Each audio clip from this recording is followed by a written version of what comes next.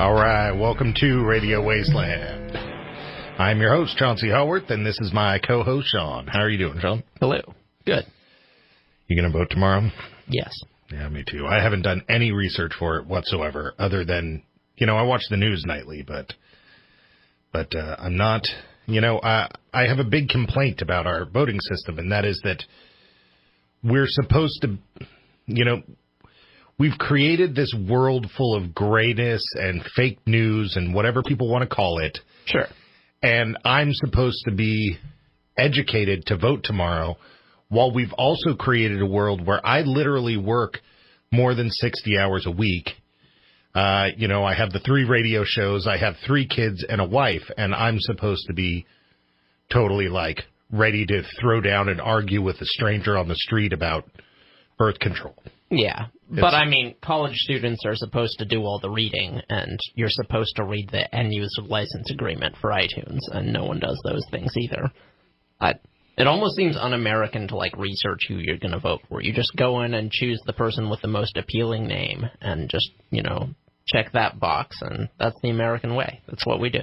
I bet you Jared knows this, but I can't think of the quote from it, but there's this funny episode of Futurama where they have a clone running against another clone. And one clone is they're asking him what they think about a topic, and he's just all, I believe that we could go further on this topic. And then it cuts to the other guy, and he's all, I don't believe that we've gone far enough. And this is pretty accurate. Yeah. I'm not sure the both candidates are the same thing really holds up in the age of Trump. I think, if you get generic Republican A and generic Democrat A, yeah, kinda. If you get generic Democrat A and Donald Trump, which is what the last election was, it's yeah, there's a big difference. And I feel increasingly candidates are distinguishing themselves in odd celebrity-like ways. Well, I think that's a very pasteurized, real-world view of this, but you're on Radio Wasteland now. That's a good... I forgot myself. And I'm sorry, Chauncey. The bottom line is, I think that we're being split on purpose because, what better way to control the revolution than by starting it? They're just pitting people against one another while disparities between rich and poor get larger, and people go, well, it's the Republicans doing that, and people go, well, it's the Democrats. They're both doing these things that are causing these that's certainly situations, true, yes. And they don't care. They don't care about race. They don't care about your religious freedoms. They don't care about any of those things. They just care about bottom line dollar, money, and if they can afford to have their bodies recloned to have their brains put in them. I was with you right up until the end there. Well, I don't really think that that's the case, but something like that is going on. There is something going on where basically we are just surrounded by the shadiest people ever. Here's the bottom line. I don't care if you're a Trump supporter or an Obama supporter, but if you're within a stone's throw of becoming the president, you were shady a long time ago, I think. Yeah, that's definitely true. Now, I am a patriot, and I will always vote because I'm not going to give up just because my brain is seeing something else. I'm not going to give up. I will vote, and I will always vote. And so you guys out there, get out and vote. But the bottom line is, we got to burn this thing to the ground and start from the beginning. So, vote first, then armed revolution. Yeah? Yeah, I don't know about armed revolution. I don't know. You just said burn this thing to the ground. What am I supposed to take away from that? People always say that. They say we need to burn the system down. I'm getting poetic. What else could they possibly mean when they say that, though? People always say that. What does that mean? Well, I think for you punk fans out there, I think Fugazi put it really well, and they said it doesn't matter what you're selling, it's what you're buying. Okay. And so stop buying it. Stop buying into this. But you just said, there's only so many choices you can reasonably buy. You get, the insidious macaroni or the diabolical ramen. It's all the same thing. Yeah, that is true. or pretend with me here for a second. I'm pretending. Maybe there could be a machine, and my neighbor could make ramen, and like sell it locally. Like maybe there's a way like a person could make ramen without having to buy it in a bag from Walmart. Don't and pump all this money out. I don't appreciate your sarcastic tone. You know, the best thing you could probably do for this government is to shop locally and create local economies instead of pumping your money out to people who are doing God knows what with it. If you can afford to do that, and if, you know, it's economically feasible for, you know, local farmers or whatever to actually survive, which is the case in, you know, an increasingly small number of places. It is economically feasible. Stop eating ramen. You know, start eating other things. You know, start living within your realm. I'm really trying to do it, and I'm failing at crazy here. Now, yeah, don't get me wrong. I'm not coming from a higher pedestal talking down. I'm talking across. I'm talking to myself as much as I'm talking to anybody else. But that's how we burn it to the ground. That's how okay. Especially here in California, you know, when that big recession hit and tons of people lost their jobs and so on and so forth. Here in Redding, we wouldn't have been hit nearly as bad if we didn't have a Target and a Walmart and a Lowe's and all these things. If we had local businesses and the economy took a caca, I don't know, what's the radio-friendly term for a... Took a dive, yeah. Is that what the Jared kids... with the sensible suggestions. Yeah, Thank you. Is that what the kids are calling taking a poop now? Jared? Oh, my God. All right, so if when the economy took a dive... Now it sounds dirty. Had it all been, you know, local, we wouldn't have even noticed. Our economy wouldn't have even noticed. The reason why we noticed is because everybody lost their jobs that were associated with not being here. That is fair. Yeah. I feel like it's probably a little harder.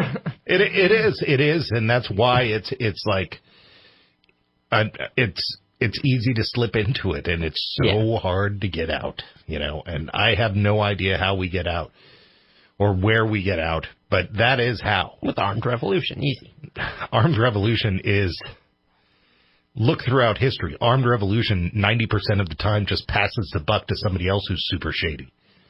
Well, that's true, but you get a sort of interregnum period where things can be a little bit better for a little while. Yeah, but that's as selfish as shopping at Walmart and buying ramen. You know, you get your short lifespan of greatness, but then your kids get to live in the filth that the next despot deals with. Okay, well, as long as we're, you know, destroying fossil fuel powered, you know, factories or whatever in the process, we're still guaranteeing a better life for our children, even if they have to hunt raccoons or whatever. Yeah, I'm definitely playing devil's advocate. You know, I'm definitely playing devil's advocate. But I definitely think there's something that needs to be done. I do not feel good about voting tomorrow, but I'm doing it anyway. Yeah. And also, I'm disturbed by the fact that this country is even more divided than it was at the election. I don't even see how that's possible, but it is. Yeah. Yeah, well, I think I definitely agree with one of the main points you seem to be making, which is that I think the big divide in this country is not left and right at all. It's rich and poor. Yeah, it's Goldstein's Bible, if anybody's read 1984. Exactly. All right, our guest tonight, Garth Skywalker, tour guide, psychic, movie maker, here to talk to us about Mount Shasta and Lemurians. Hopefully cheer us up a little. Cheer us up. Yeah, well, it's from Mount Shasta, man. They always have these positive outlooks and stuff like that. Mount Shasta. I'm sure that he's going to. So come on back. You're listening to Radio Wasteland.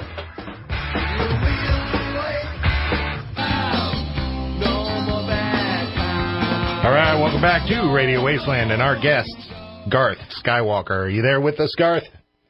Yep. All right, it's great to have you on. Thank you for having me on. Yeah, I'm excited because, one of my retirement dreams in this world is to make my own little movies, and you're our second filmmaker to have on here, and I'm always impressed when somebody goes through the effort to actually do that, because it's seriously time consuming, and a lot of us dream about it and never do it. Yeah, we're as Americans, we're all excited and impressed by movie making. So how did you get started in making movies and being a tour guide at Mount Shasta?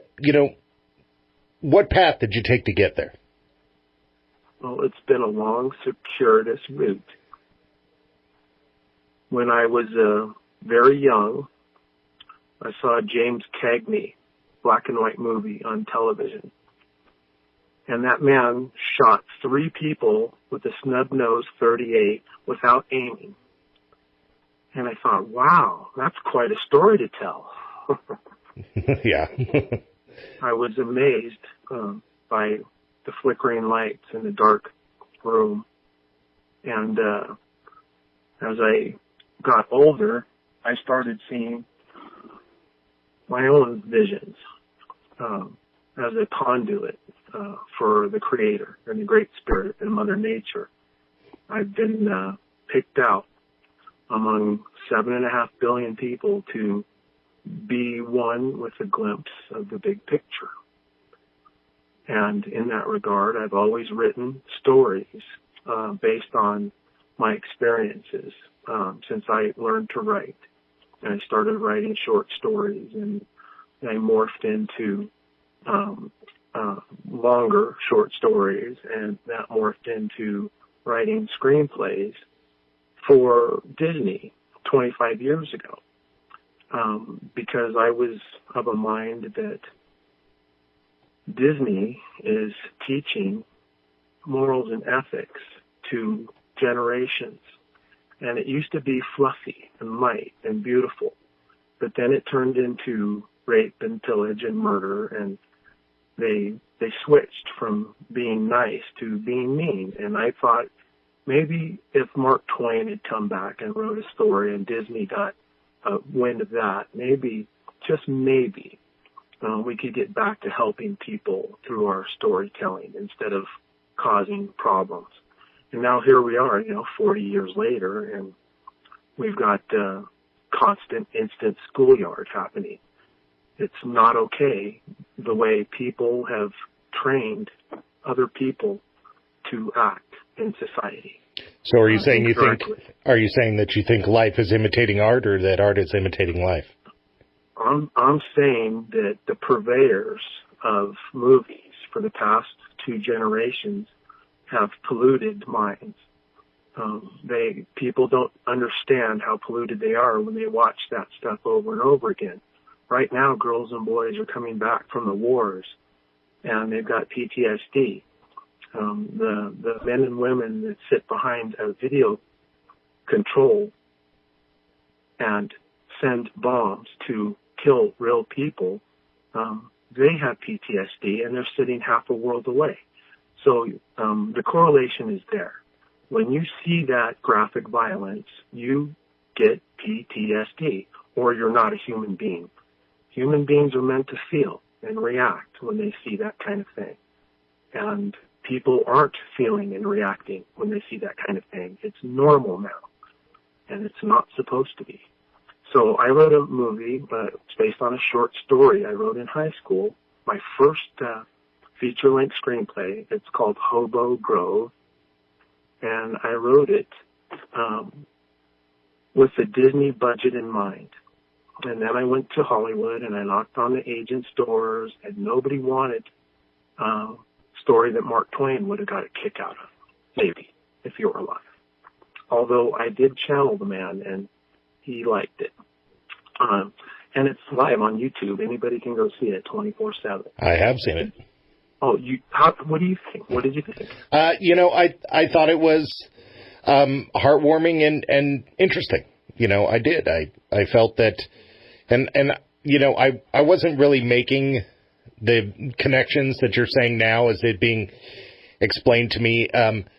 But I get what you're saying, and I do see that you were trying to do that. I definitely do. It does seem like the sort of thing they don't really make in the U.S. anymore. Movie-wise, anyway. Well, then I accomplished the goal that I set out. My telos was to put something out there that was going to help people somewhere down the line, give them a thought, give them something good to think about. Now, I wrote that about the Great Recession way back in 2002 when I rewrote it for a high school digital video film class and club to produce on a shoestring budget. It was an 8-month project that we set up. We had a recipe.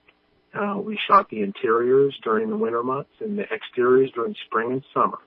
8 months, we had 46 hours of footage, different takes over and over and again. And we whittled down the best takes that we got into the movie you see, an hour and a half. Thank you. I appreciate your comment that it's not something you see every day. And, that's also why I say that I'm always so impressed when somebody actually does this, because, this world has sort of left us with the impression that a director's job is what a cinematographer does. But really, the hard part about making a movie is project management. You're talking about 8 months, 46 hours of footage. You're talking about a massive. That was just shooting. It was an 8-month shoot. It took us 2.5 years to edit. Yeah, all the more case, that it takes a massive commitment and the ability to sort of untangle this massive web of stuff in order to come up with something. What did you think about foretelling of what this country needs is another Lincoln, only one that doesn't get shot? Yeah, I agree with that. The Great Recession taking place a full 7 years after I rewrote it for the high school. What do you think about that? Did that say anything about this character, Garth Skywalker, possibly maybe having a little glimpse of the larger picture? Well, I definitely tuned into the future. Unfortunately, that's why I'm in association with ShastaVortex.com in Mount Shasta City, because now I get to help people on a one-on-one basis every single day. And so, instead of dealing with 250 people that are volunteering time and money and energy into a production, I get to do one-on-one with people that come up from Babylon, and I get to take them out into Mother Nature, and I get to help them find the cure. Is Babylon like a reference to the cities or to the absolutely to the speedy life? It's a reference to the lineage that goes back here 15,000 years. What the natives knew are what they know today. The natives knew them by different names and different stories, but today we know them as Lemurians and Telosians and the Ascended Masters. The natives were well acquainted with these people for long, long before the New Age got here, long before the teenager from Wairika wrote a story back in the 1880s. The reason that teenager, Frederick Spencer Oliver, wrote A Dweller on Two Planets was he was from Wairika, and he hung out with the natives. And he morphed that into his tall tale. I don't know what The Dweller on Two Planets is. What is this? A Dweller on Two Planets, or A Dividing of the Way, is a book that was published by Frederick Spencer Oliver's mother and her friends in 1905. He wrote it between 83 and 86, and it detailed his experiences. He was taken into the city, and he detailed those experiences. It's a difficult cover to find. If you find one, I'd like a copy. Oh, it's that hard to find, huh?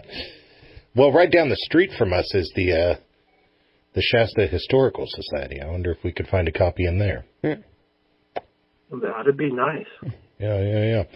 All right, well, we're coming up on our first commercial break here. Garth, when we come back, I'm hoping to really sort of learn more from you about what exactly the Lemurians are and what this message is, or what the truth is that you're trying to convey and get out there to people. You're listening to Garth Skywalker here on Radio Wasteland. Come on back.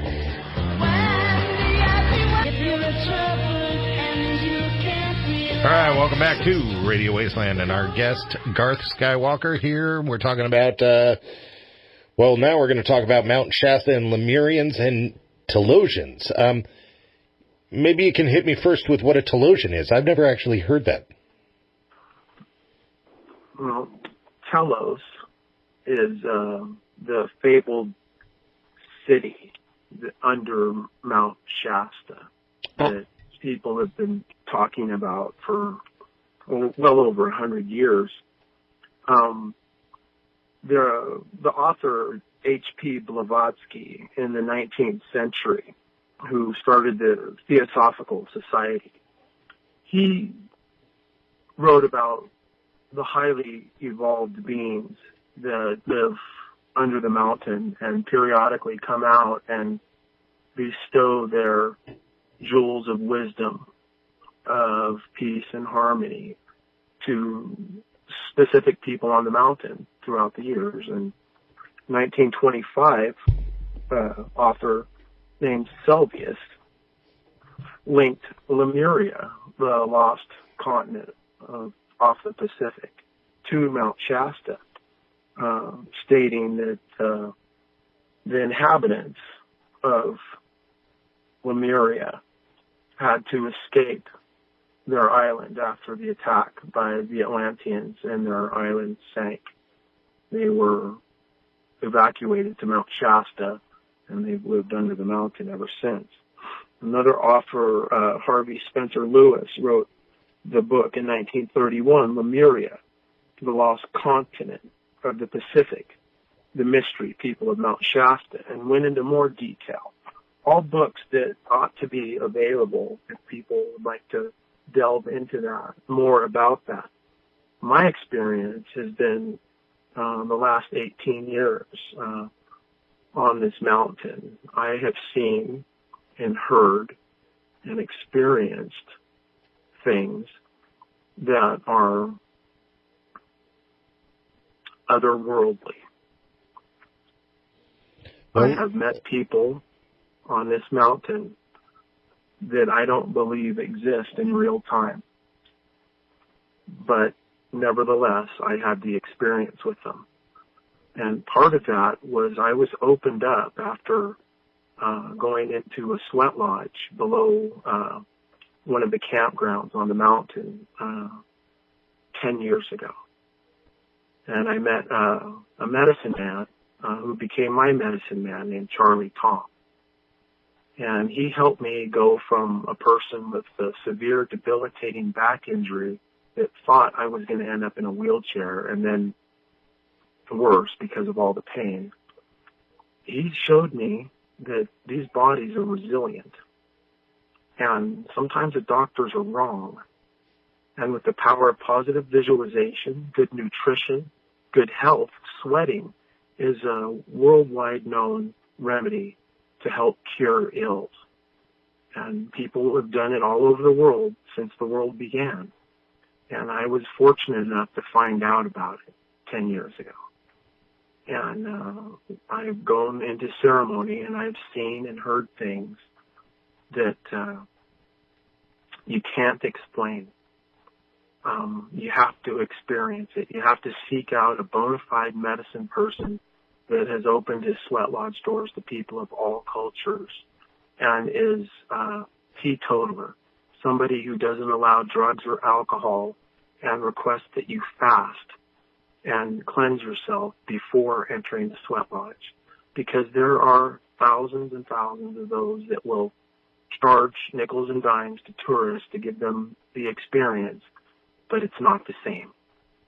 And these are probably the ones that we hear about in the news where tragedies happen and stuff like that?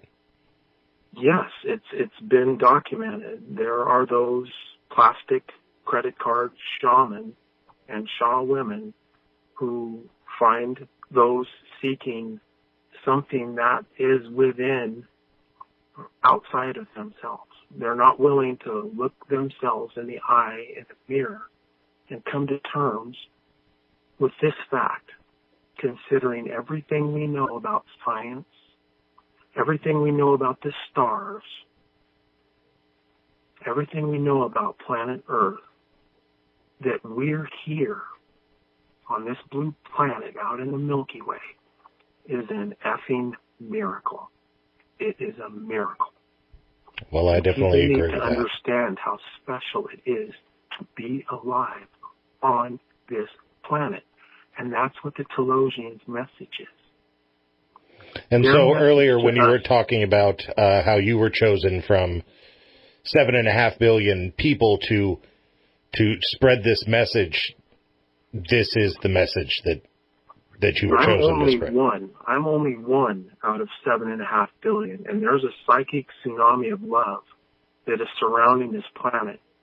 And we're getting close to that 101st monkey theory, when everyone flies in unison like the migrating birds. The monkey washes that apple, and they all wash it at the same time.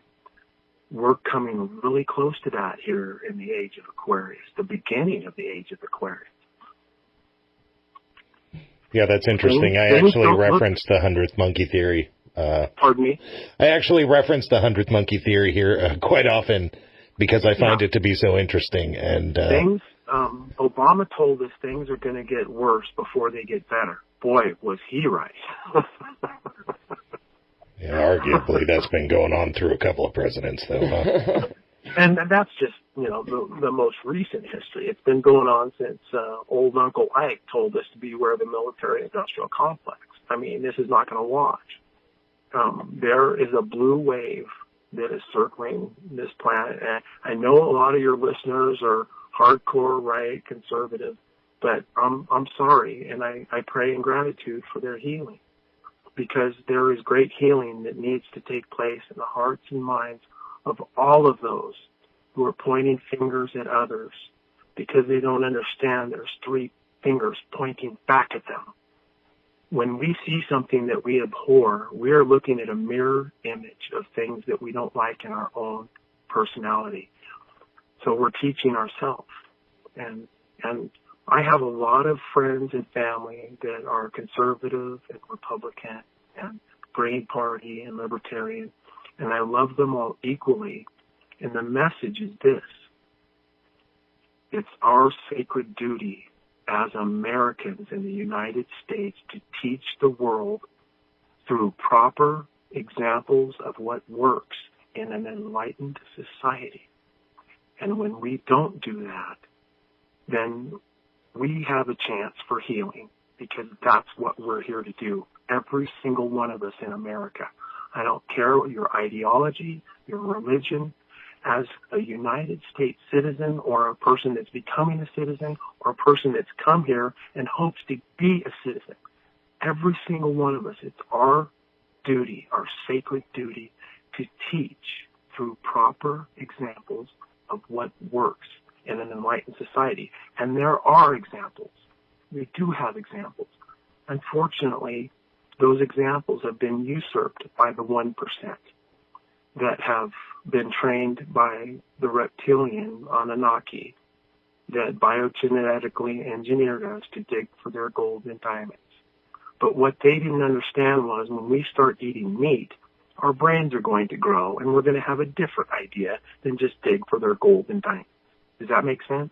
Yeah, it does. So the Anunnaki and maybe the Nibiru maybe ties into this Lemuria somehow? Absolutely. It's all connected, my brother. Every single bit of it. My comment was, because the conspiracy theorists are up in arms doesn't mean that it's not real if it's really real. I had one question for you about Lemuria to take us back a little bit. Okay. I've always been kind of interested in this lost continent, So is Lemuria and Mu and Atlantis, are these all different, or are these all referencing the same thing? Well, Lemuria and Mu are basically tied together. I see. That's one entity, as far as I know. Now, there may be experts in the field that dispute that, but that's as far as my knowledge goes. And I probably have another view of what happened, but I'm going with the experts on that. I see. When you ask about Atlanteans, it was perfect. It was perfect on Mu. It was perfect in Atlantis. Everything was going perfect until the love of power corrupted.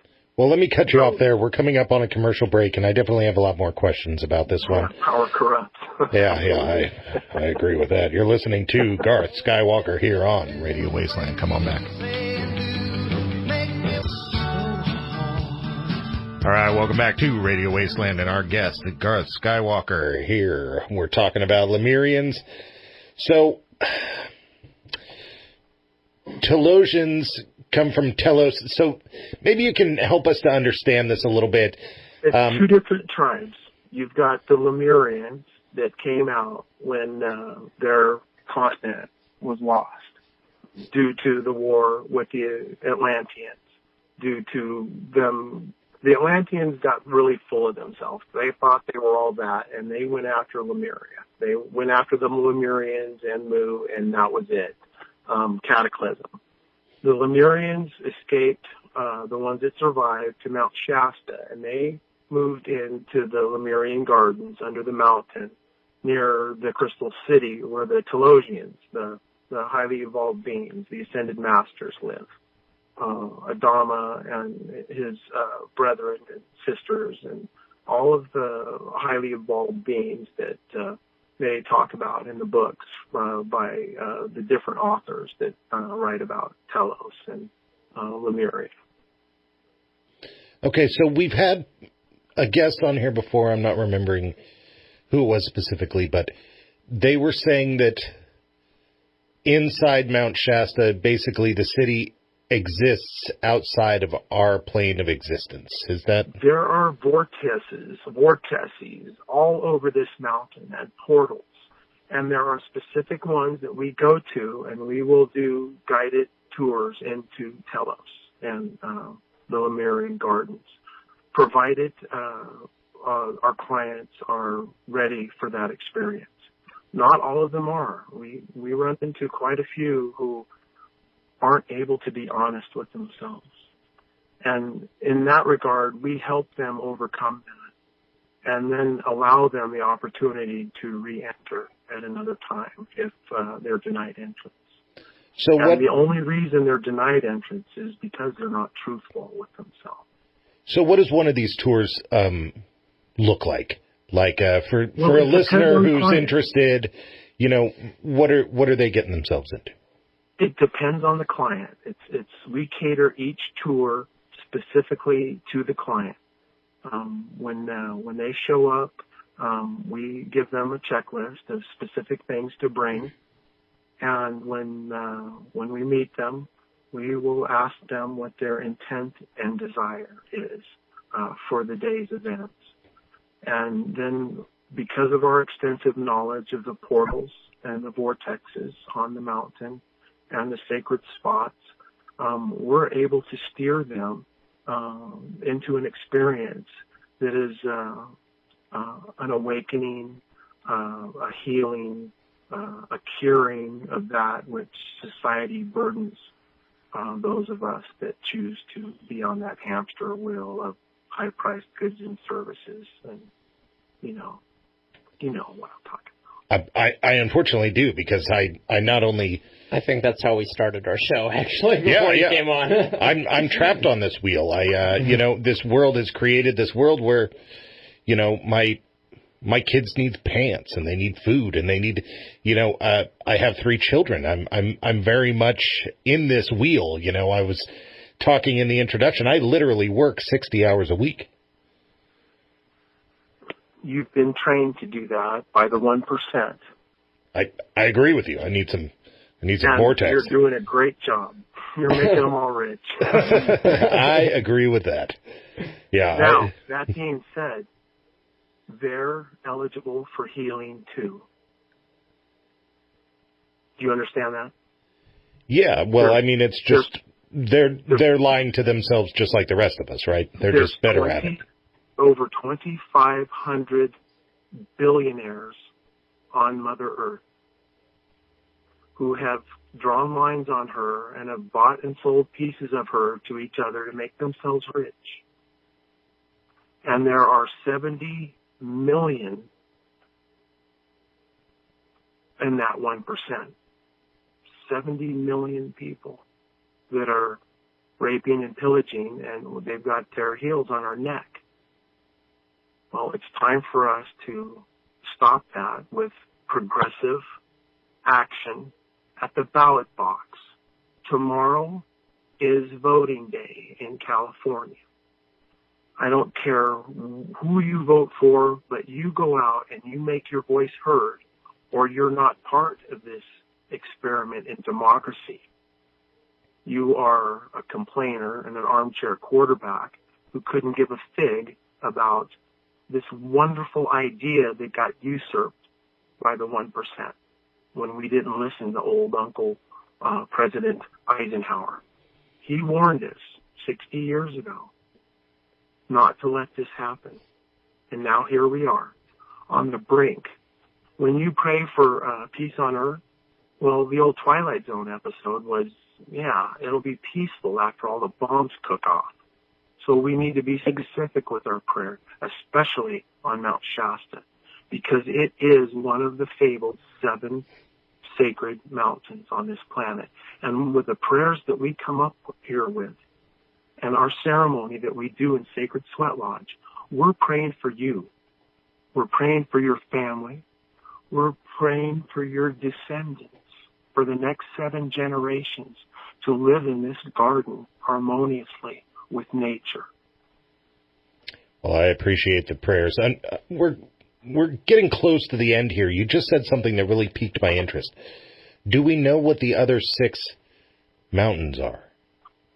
They've been fabled as many and far and wide.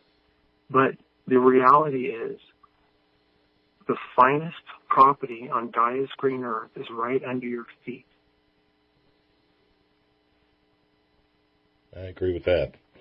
I do agree with that. As the pine marten crawls out of the ancient red fir forest to say hi to me. Wow. That's the Creator's exclamation marks right there. 3 big ones. Wow. So we're not too far from the end of the show here. You know, how can people find out a little bit more about you and your message and the Shasta Vortex tours?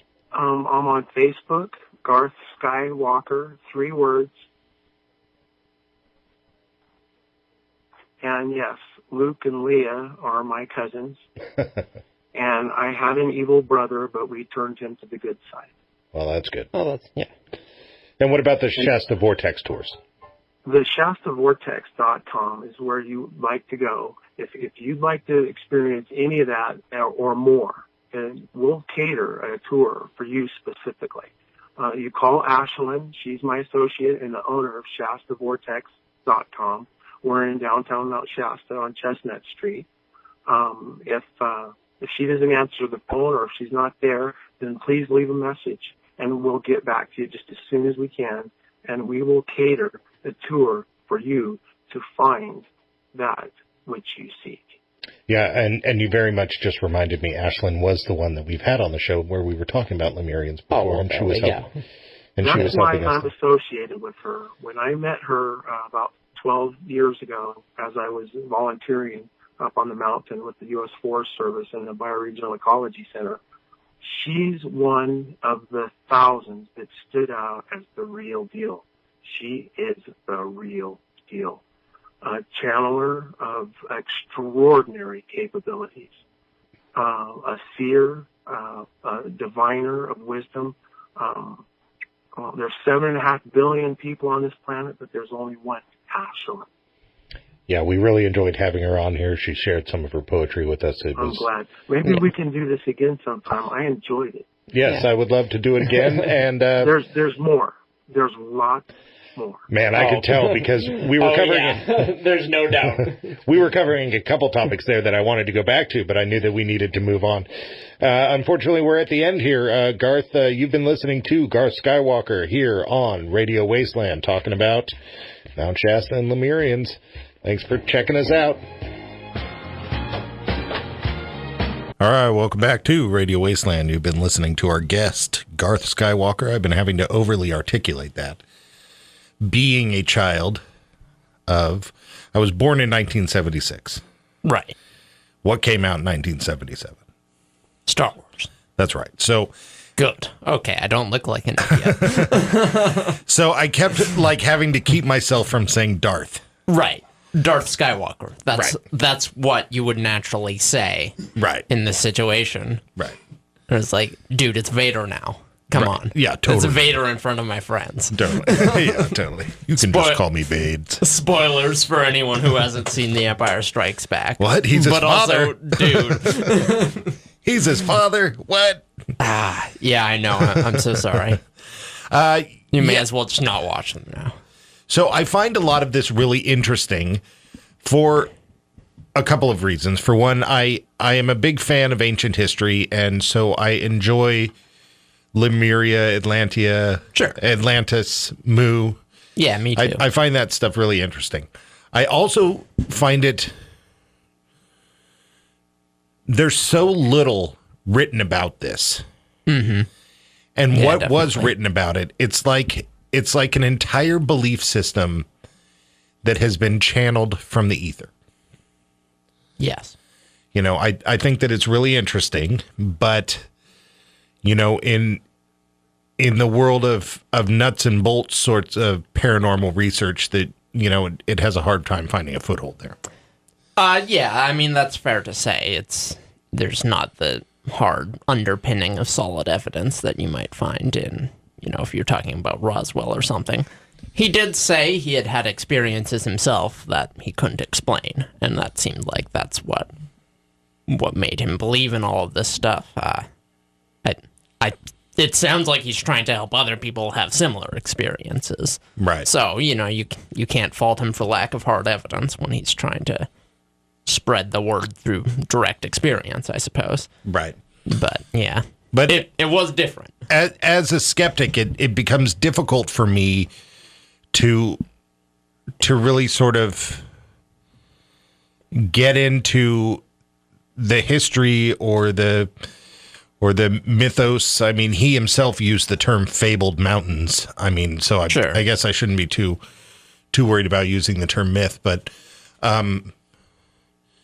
it's hard for me to get past that skepticism into this world of an entire religious culture.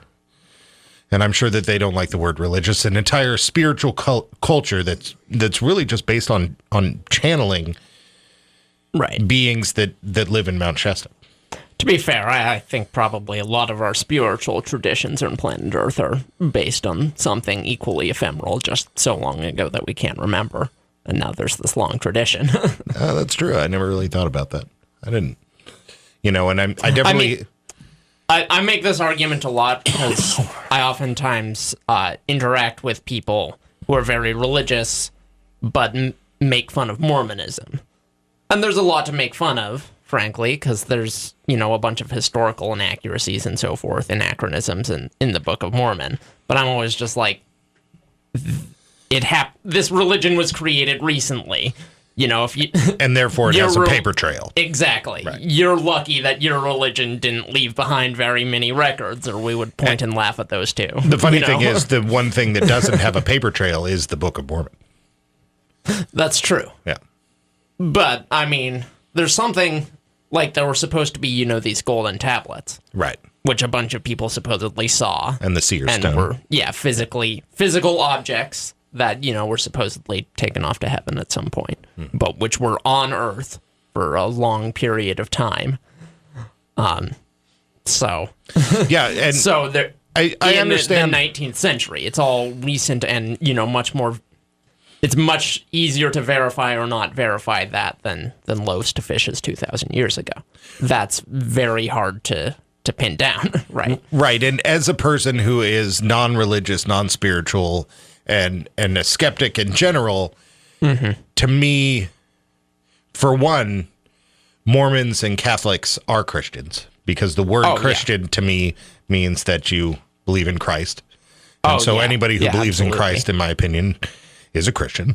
And the other part is that I don't find Greek mythology any more or less believable than I find a lot of modern day religions. Yeah. Yeah, I would tend to agree. I think in some ways maybe they're just a little less relevant.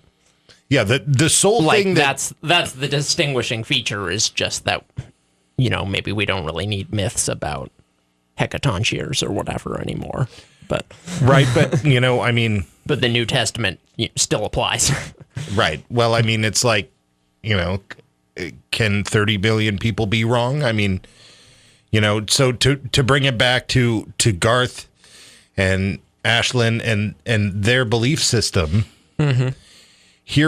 these aren't the first two people that I've heard this out of. Oh, no. And so here we have multiple people who are all sort of corroborating one another's belief systems.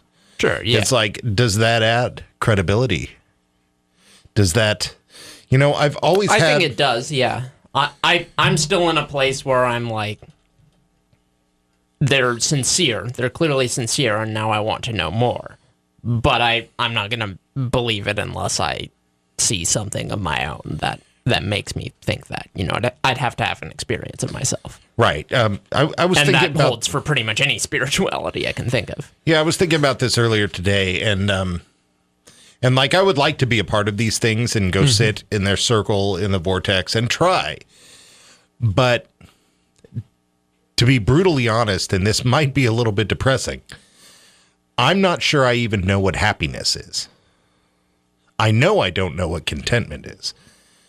But I'm not sure, other than sparse moments in my life, if I've ever actually really been truly happy. Well, they make sure you're ready first, as they were saying. I'm sure that's something. Well, they're going to have a lot of work. They would have. They'd have the work cut out, I'm sure. And I think people might see me as happy because I enjoy being a snarky jerk. What happy person doesn't? I don't know. Garth doesn't. Garth is a person who's putting himself out there trying to give his love and happiness to everybody. My wife is very much this way. She's not spiritual like that, but she is a positive, happy person that tries to share these positive, happy feelings with other people while I'm sitting there going like, you know what? This person's terrible. I'll bet that they have bit off tougher nuts to chew. I'm screwing up. I'm combining analogies. I'll bet they've worked with even more screwed up clients, is what I'm saying. I'll bet you're not unique there. Chewier nuts. Yeah, I was going to say bite off more than you can chew, and also tough nut to crack. Yeah, and it just kind of I like the something horrible happened. I bet you they've chewed some really just messed up nuts. Oh my God. Basically, they're hiking 15 miles out into Mount Shasta. Your granola gets weird. But no, I bet you they haven't, because in order for somebody to even put themselves in that situation who's not a journalist, sure, you would have to have some sort of openness to it. And so while I am a hateful jerk, well, you do, don't you? I'm also willing to put myself in there. Yeah. I don't count as a journalist. Well, that's what I mean. I would expect in the outer ring of people who would be, drawn into the fold here of vortices and all that. Right. Yeah. But we can't go together because you'll be snickering on the other side of the vortex. Oh, no, that's true. That's absolutely true. Okay. And I had one other thing to say. And this goes with my hateful, snarky unhappiness in this world. Oh, good. Sweating, known as a cure throughout the world. Uh-huh.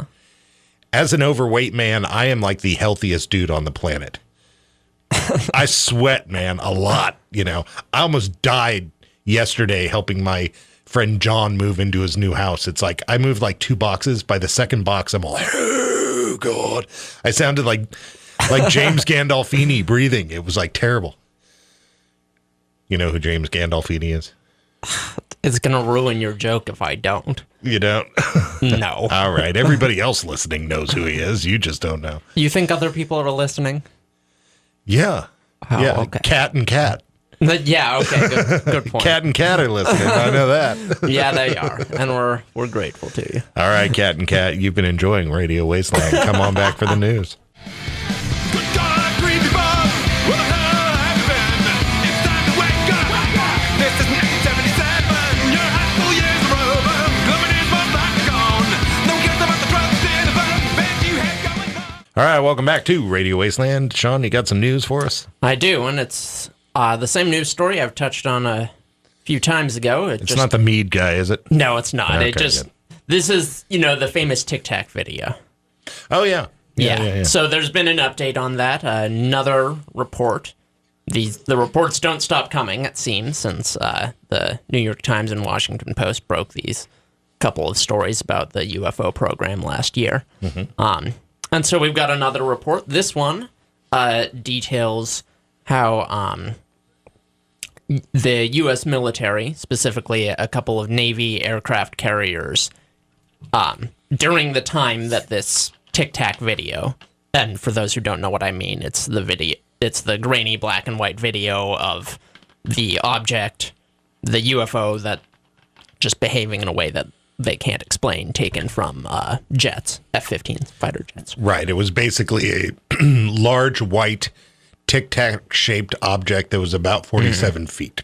Right. So just to be clear, it's not actually white. They're looking in thermal vision. So that's white signifies heat. Right. So it's a hotter object in the distance. Right. Yes. So it's a vehicle of some kind displaying, unknown capabilities. What I love about this story, but I love a bunch of things, is that first off, they don't call the UFO a UFO. They call it an AAV, an anomalous aerial vehicle, which you may recognize as meaning pretty much the same exact thing as unidentified flying object. So they came up with a new acronym that means the same exact thing, just so they wouldn't get ridiculed for using the other acronym. Yeah. Yeah. That's funny. So they moved on. Yeah.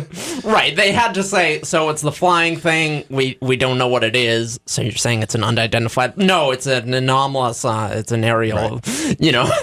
It's a WST, a weird Scooty thing.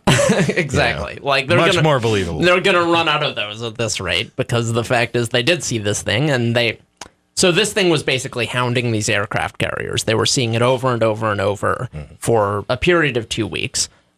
Reportedly, during this time, it would drop from extremely high altitudes, 35,000 feet, jetliner altitudes, down to the water in extremely quickly. And also, it appeared to be hovering around an underwater object of some kind. Let's see, what was the quote here? Yeah, go ahead. Well, after I do several other radio shows, and after the Being Found show, Jake and Jared and I were talking about what this thing could have been, and Jake said, I think I know what this thing is. Oh, yeah? And it's some sort of like unmanned kill vehicle, a UKV or something. And if you look up these videos, it's literally like a vehicle that is firing tiny little jets that's basically allowing it to move, and basically fire guns out of it. So the premise is that you could drop.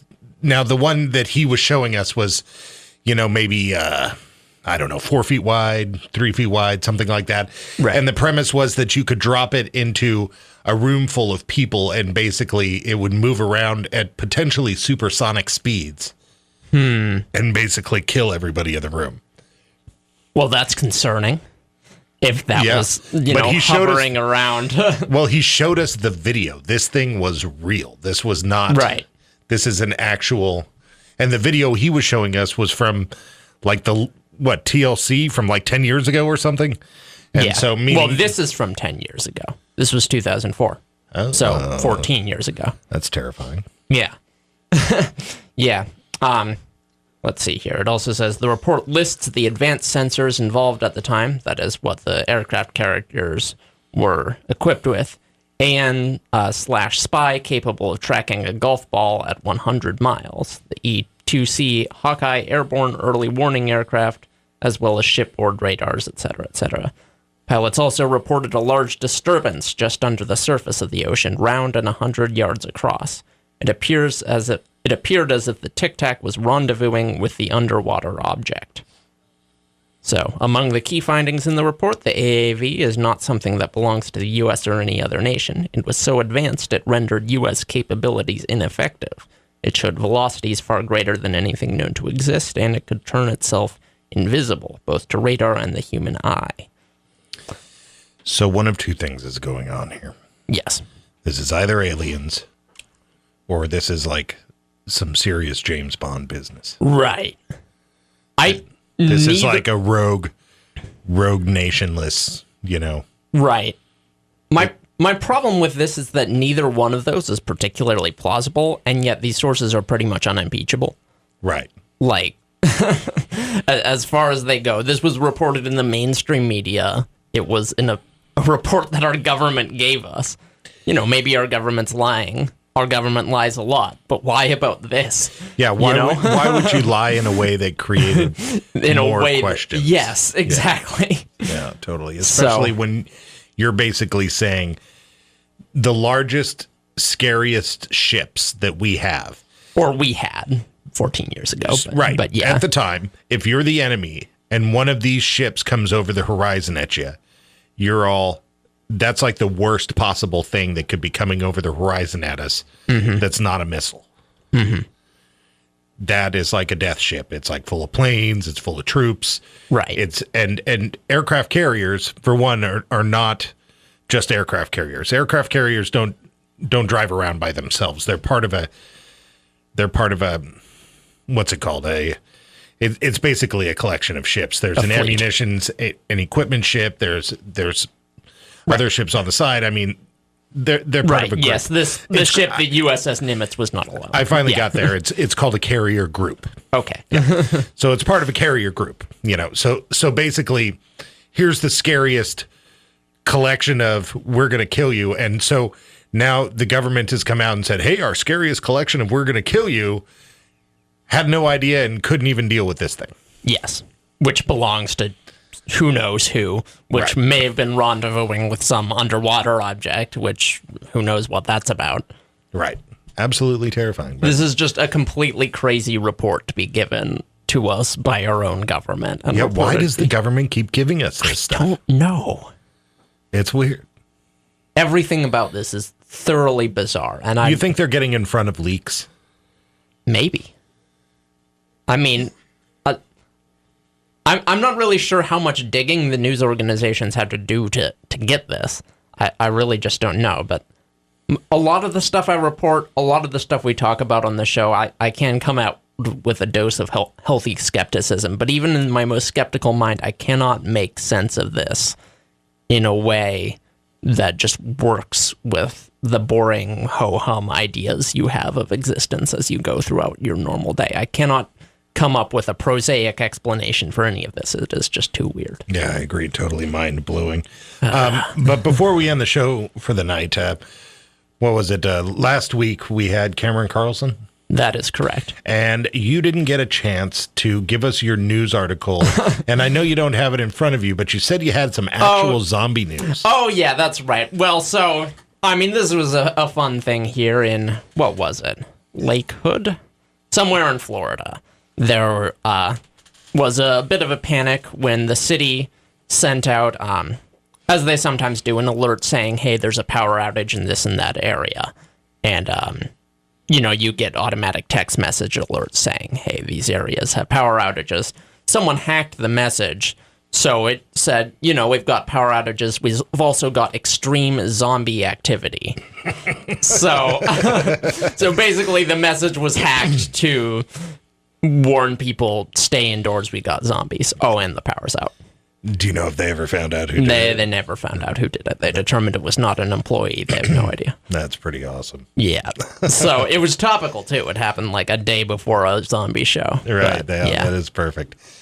All right. So you're listening to Radio Wasteland. My final question is, do you think that the Tic Tac is alien, or do you think it is a James Bond supervillain? Those are the options. Those are the only options, the only thing it could be. I don't want to hear your own theories because they're obviously stupid. Right. Let us know. Choice A or B. Yeah. Tell me your theory. That's fine. All right. You're listening to Radio Wasteland. Thanks for checking us out.